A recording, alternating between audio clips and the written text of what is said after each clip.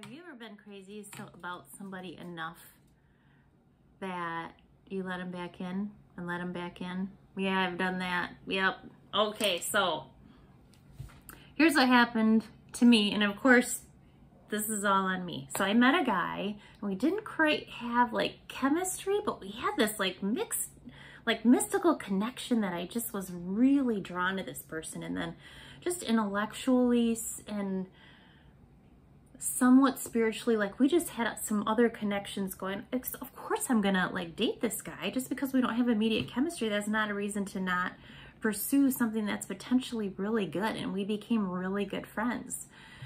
So the first time what happened was he broke up with me because I had kids of a certain age. Okay, but you knew that. It was in my profile. We've been together months now. And breaking up with me over something you knew from the beginning, very immature, not responsible, unkind, unloving, right?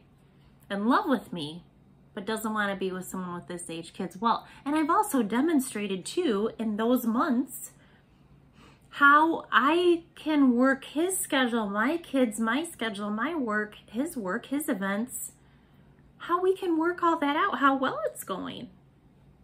It was working fine. So what was really going on with that? I don't know, but it ended.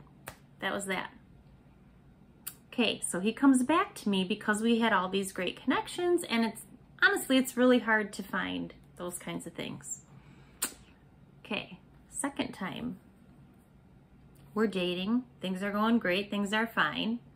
We're building the chemistry, but it's still not quite there yet, but we're best friends. Like this, we have so much in common. We're helping each other professionally. We're, you know, all these different things are going well. Okay, this time we're at a gala. We're at a fundraising gala, one of the most prominent events in our area.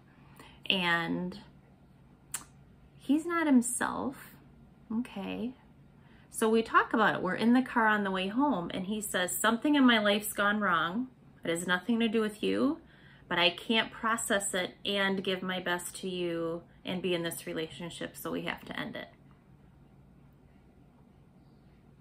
Okay, so something bad has happened to you, but you don't want to talk about it. You don't want to go through it together. You don't want to work through it together, and you don't want to tell me what it is. What? Okay, so we broke up.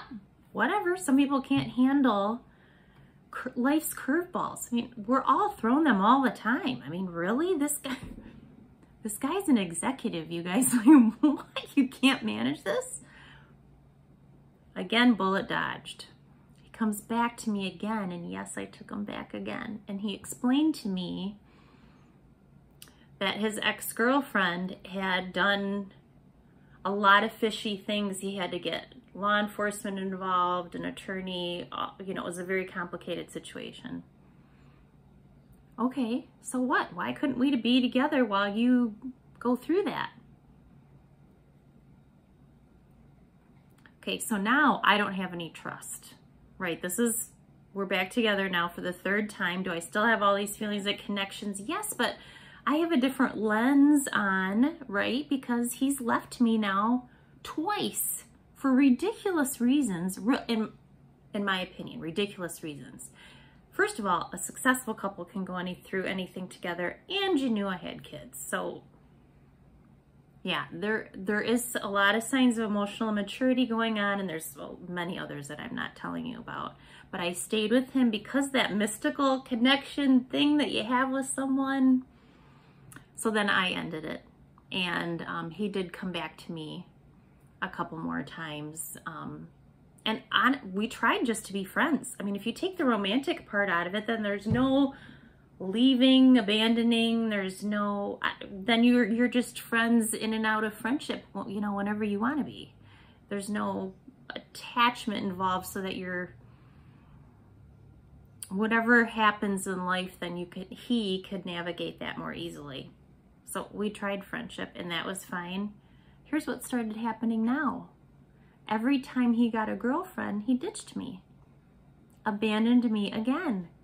they'd break up. Of course, I knew they would because he would tell me things about the relationship. So every few months he would check in and say, yeah, his love dove period of 3 months would happen. Then he'd call me after the 3 months with that person. I would know from what he told me that they weren't going to last. And then he's picking up the phone right when they end it. And of course, he waited way beyond the time that he should have ended it with that person. He's letting people hurt him. And I'm like, you didn't want to be with me, but you're with all these other women that keep hurting you and that you know are about to hurt you, and you stay with them anyway. So I actually had to stop being friends with him too. And I don't often do that. I have really firm boundaries that if you go out a few times, yes, you can be friends. I mean, but after you've been in a relationship with somebody, your future partner doesn't want all your ex-lovers hanging around that are friends now.